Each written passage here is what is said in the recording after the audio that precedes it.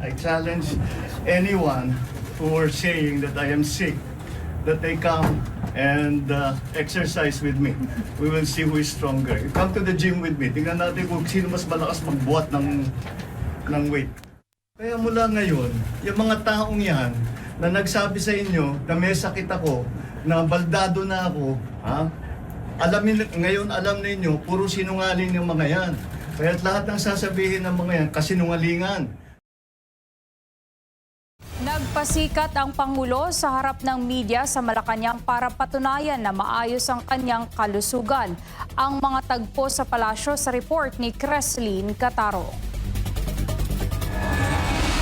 Muling tiniyak ni Pangulong Ferdinand Marcos Jr. sa publiko na siya ay nasa mabuting kalusugan. Ginawa niya ito matapos kumalat ang mga aligasyon na siya ay may malubhang karamdaman. Nitong Lunes, Abril 13, biglang nagpaunlak ng press conference ang Pangulo. Pero habang papunta sa New Executive Building sa Malacanang, ay pinakitaan ng jumping jacks ni PBBM ang media. Sa harap ng mga mamamahayag, sinabi ng Pangulo, Ayan o, this is, hindi sa tape, it is I am carrying my statement for this afternoon, which is what I'm going to make. It is April 14, we're going to talk about the excise tax. So this is been done today. Tiniyak ng Pangulo na very good ang kalusugan nito. Walaan niya dapat ipangamba ang publiko. Binanggit din niya na regular siyang sumasa ilalim sa blood test at normal ang mga resulta.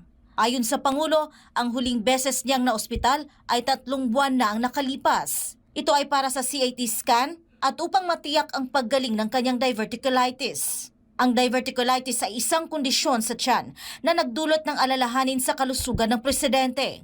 Giit ni Marcos, walang katotohanan ang mga balitang siya ay may sakit. Kaya mula ngayon, yung mga taong yan na nagsabi sa inyo na may sakit ako, na baldado na ako, ngayon alam ninyo, puro sinungaling yung mga yan. Kaya lahat ng sasabihin ng mga yan, kasinungalingan. Tinawag din ng Pangulo na liars ang nagpapakalat ng maling impormasyon. At huwag nyo nang paniwalaan kung sino man yung mga yun. Now you know who the liars are and who is telling the truth.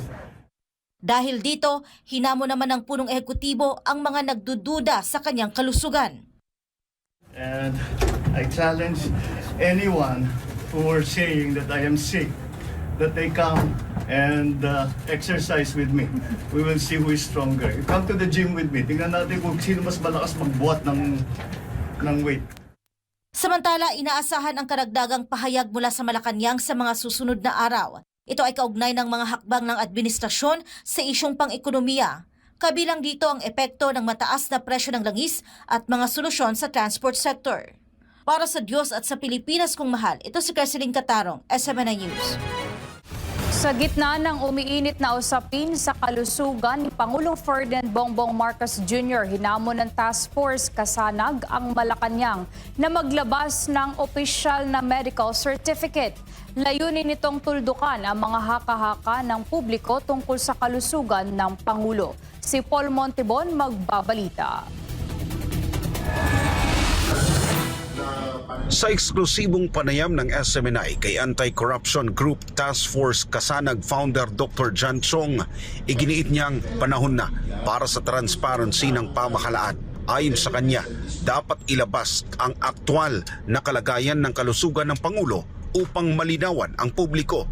Giit niya, ang medical certificate mula sa isang lehitimong doktor ng Pangulo ay makatutulong upang mabawasan ang pagdududa at espekulasyon. If my opinion is concerned, dapat magpakita siya ng medical certificate, no? Then show to the people, no, na talagang okay siya. Kasi sa kanyang situation, hindi pwede yung ipakita niya na magaling siya, tumatakbo siya, or sabihin na natin na okay ang condition niya. Pero makapagsalita lang na ang health condition is concerned, walang iba yung competent doctor.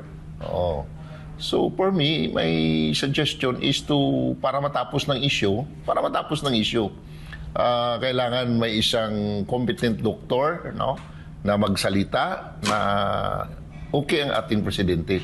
As long na walang doktor na magsasalita, Hindi naman doktor ang abogado eh. Kahit sinong pasalitain mo dyan. Even sarili niya magsalita, kung walang competent doktor, nandyan pa rin yung duda. So to avoid doubts, no, I suggest na kailangan magpalabas ng medical certificate, no, na siya ay okay ang kanyang kalusugan. Dagdag pa ng grupo, nakasaad sa 1987 Constitution na may karapatan ang publiko na malaman ang kalagayan ng kalusugan ng Pangulo, lalo na kung ito ay may kaugnayan sa kakayahan nitong gampanan ang tungkulin. Alam naman ng lahat, even the Malacanang, alam naman ang Constitution, no? Karapatan ng Pilipino na malaman ang kalusugan ng ating Pangulo.